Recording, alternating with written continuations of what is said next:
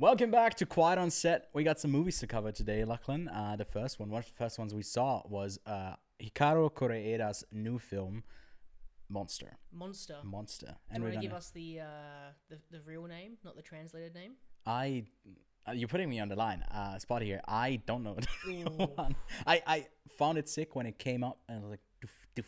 Yeah, Going there, the reveal it's sick. was sick. Like Japanese characters kanji as a title reveal. It's just it works. Have you seen It the works. poster for this? Like the Japanese poster? For it? Is it like this? Well, we can pull it up right now. No, it's way cooler. But it's like different? Oh, dude, it's way different. On the Notion page, it should be in there. I've got it set as from TMDB. It's really cool. It's got like a red background. It has like the title in it. I just like, as much as I think... Oh, this one? Yeah, that one. All right. As much as I think the normal poster is pretty cool, like with the whole circular effect, that poster is way cool. I'll pull it up. I just think it's a way cooler poster because it gives you a bit more... It's a wicked story. Should we talk about what the film is about?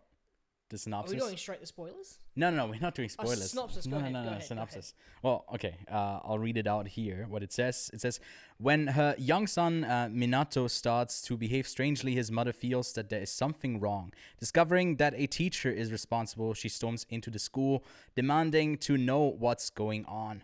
But as the story unfolds through the eyes of mother, it just says mother. It's not the mother, it's mother. She's mother. Teacher and never mind. As it unfolds through the eyes of mother, teacher, and child, as I just continued reading, the truth gradually emerges. It gets there. Which is, I think, a great summary of, it's slowly emerging. There's a lot of stuff emerging from the movie. There might be a bit too much emerging at times. But overall, you're a bit familiar with his previous work. You've seen Shoplifters. Not as much as you. Yes, but I recently just caught up on it. Yeah. So I'm new to it. He's one of my favorite filmmakers now, and I'm just like on the train right now. I think this one didn't shoot up to the list of like best Kore-eda films for me personally, but I think it's still, because he's got such a great filmography in my opinion, it's still a really solid film. And I think we agree on that. Solid, yes. Yes. Solid, yes. I think there's a lot of flaws. I think there's a lot of issues. Yeah. But I think that as a film in amongst itself, it is fairly strong in a lot of departments. I think you just spoke about it briefly earlier. Like it reveals too much at points, which is unfortunate. Yeah. In my Letterboxd review, I said we should go back to the traditional show don't tell mentality that the film industry seems to go away from. Yeah. And at points in the story, like he does that. He doesn't give you the full thing straight away.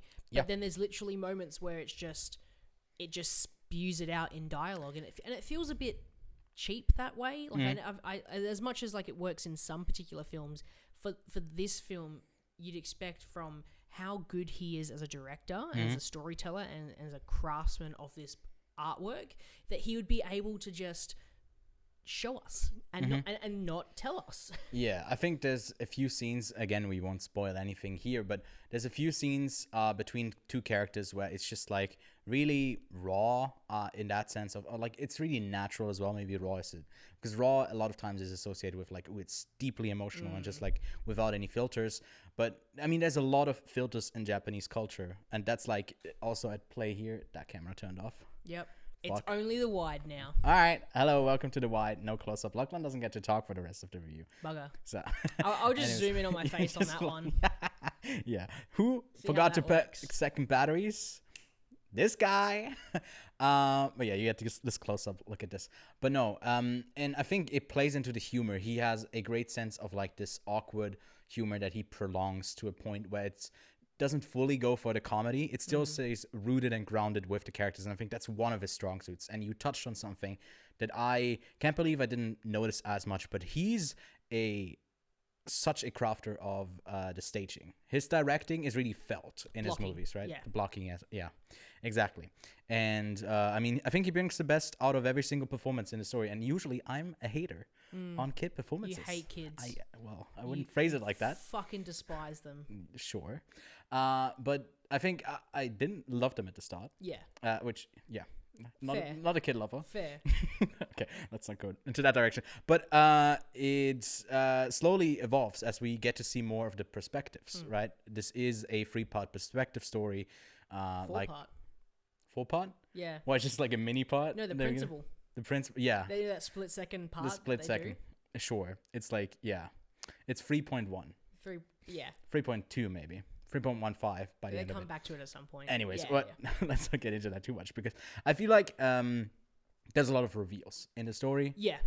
And sometimes, like you said, you don't really need to go down every avenue. But I think, have you seen Rashomon? You've seen Rashomon, right? No, I haven't. Okay. Well, the premise there is like there's something that happens. This is one of his stories, right? One of his films? Yeah. Okay. I've only watched Shoplifters. You're the expert of these films. I'm yet to dive into his Akira stuff. Kurosawa from the 60s, Rashomon. But it's also like a multiple perspective story where we get to see. If it was his film, you were like, yes. No? I don't know. I'm sorry.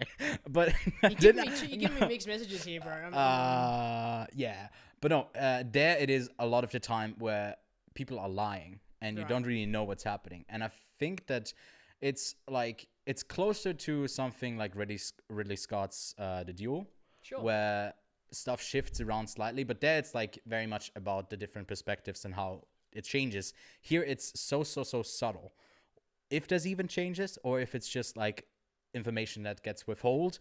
And it feels strange at times that like some of the characters in the story don't get the information. It feels like it's just cutting them off at points so it can reveal it later. I can't remember. Was the last Duel one good perspective? It was pretty good. It was okay. It was alright. Was the last Duel one perspective then cut to the second perspective, or was it multiple throughout? No, it was 1 and 2. Okay, cool. Yeah, it was. I'm struggling to remember what Damon Driver. Damon Driver. Well, Matt Damon. I don't know why Damon are you Driver. combining them? The ultimate Hollywood star. And then Jodie Comer at the end. Yes. Okay.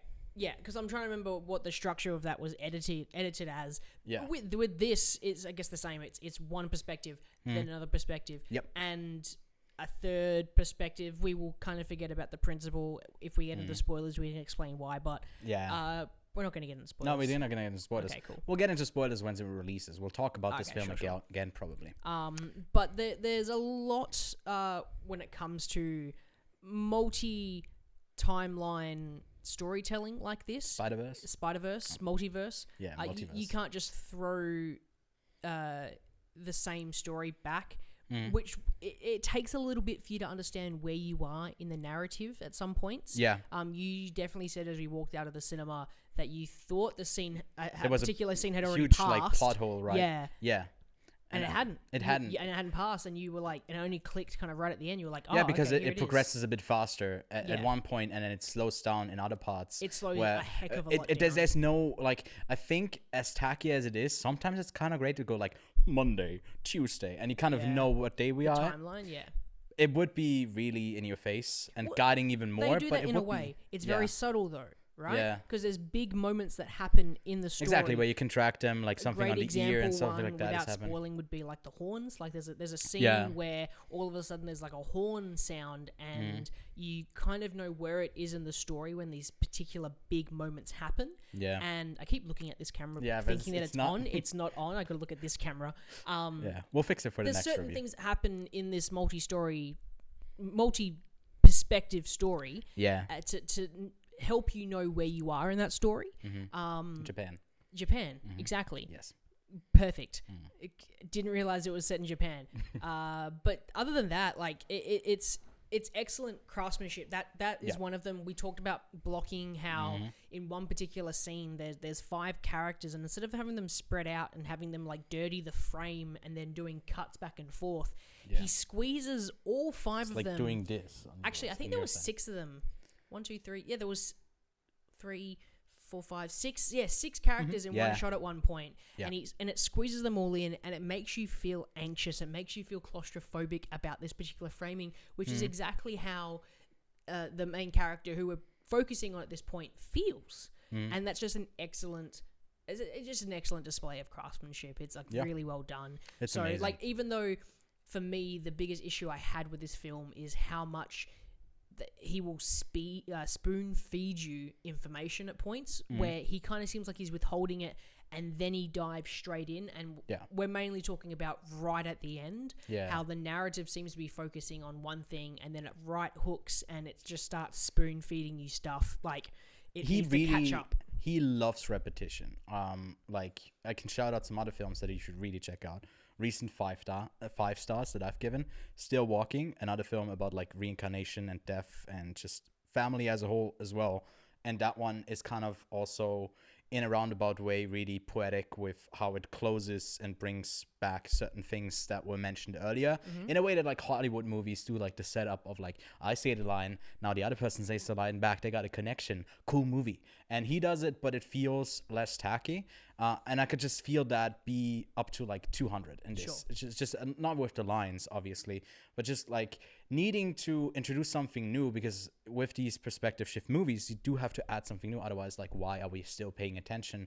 Like is the first one the longest, like in a Groundhog Day, like a repetitious type of movie where you speed through? You can't do that if you give each character room to breathe, which he does. There's a lot of breathing room that like felt at times suffocating for me, how much I was rooting for the one person that we were looking at, and how much it shifted as soon as we got to the next one. So he's a craftsman at manipulating me, I guess. Giving them room to breathe. Yes. Is also giving them room to perform, because I feel like there are some solid performances out of this film. You've already spoken about the kids. Wouldn't be surprised They're if great. one of them gets like the award here in Cannes for like best performance. I mean, last year Song Kang-ho won for Broker as his performance as the dad there. Wouldn't be surprised if one of them gets it here, because so far it's the best, other than Johnny Depp, I guess. Other than Johnny Depp speaking French the entire time. He's not up for the award. It's like still. when I walk into the cinema and I'm just like, merci. It's like that's the entire award. Award. English guys speaking Smack him French. with a pond door. That's what it's like for Jean du Barry. Did I get that right? Daijin? No, Jean du Barry. Jean du Barry. I thought you said like you were a foreigner in Japanese, but Jean du Barry. Yeah. What? You gotta have a twist to it, the twang. All the French people in the comments going to say, "Oh, he doesn't sound like us." Anyways, do you have anything else to add? We can recommend the movie when it comes out. 100%. So far, I mean, we've seen 3 films. Third film. Yes. This is the third film we've seen. Third one. And I think we can both agree that it's so far the best of the 3, a highlight. Even though I gave it the same rating as Occupied City, which we'll have a separate thing out for that as well. Link it here with our thoughts. Even though I gave it the same, I still think it's a better film than Occupied City. Because of the runtime. But we'll get into that in Occupied City. Other than that, I almost just called it Broker because you just spoke about Broker beforehand. Wrong film. What film were we doing again? Monster. 3.5, 4 out of 5. Those are 2 ratings. 1 recommendation. I can overall say that I'm still a bit let down, because I was expecting this to be like at the top of my list at the end of the festival. And Broker was last year really up there, and it isn't. I don't see it happening for this one. I know we're just about to wrap this up, but I got to explain this, because I had the same feeling with French Dispatch when Wes Anderson's previous film came out. Yeah. And when you watch someone's filmography, because I rewatched some of his filmography when that film came out, you are expecting that they're getting better and better, and it's getting cooler and cooler over time. They're getting more into their style, and you'd expect the same thing from Quentin Tarantino with Once Upon a Time in Hollywood. Yeah. And then you watch the film and you're a little bit disappointed because they've already peaked. There's a possibility that like Wes Anderson peaked at Grand Budapest and peaked at Fantastic Mr. Fox. It's like, it's not a mountain, but it's like not a peak, but the valley is way higher than, and it's hard to get back up there. It's hard to get back up, but it's still like the baseline as far as he can fall is not really that much. So I feel like that's still, for me at least personally, because I kind of am rooting for the film, and I was a bit let down in parts. So yeah, I can't. And that's not me saying that French Dispatch and Once Upon a Time in Hollywood are bad films, but in the grand scheme of both of those filmmakers' filmography, they are not their strongest. Yeah, they have their highlights, they have their really good moments, but it's the same with this. Yeah, I haven't seen a lot of his films, but I still think that You have the best to see yet. Shoplifters Yeah, Shoplifter was the was most popular better. one because it was, yeah, for sure. And I think I gave that like a 9 out of 10. I think on a rewatch that might be even higher. But yeah, you got more to see here. So if this is your way of being introduced to him, go check out his other films. It's really worth it. But that's pretty much it for this review here today. Subscribe to the channel, leave a like. I will be doing a bunch more of these throughout the week, throughout our time here in Cannes. We'll get to pretty much every big release, hopefully, if we can get tickets. So stay tuned and subscribe, and we'll see you soon, right? Yes? Au revoir.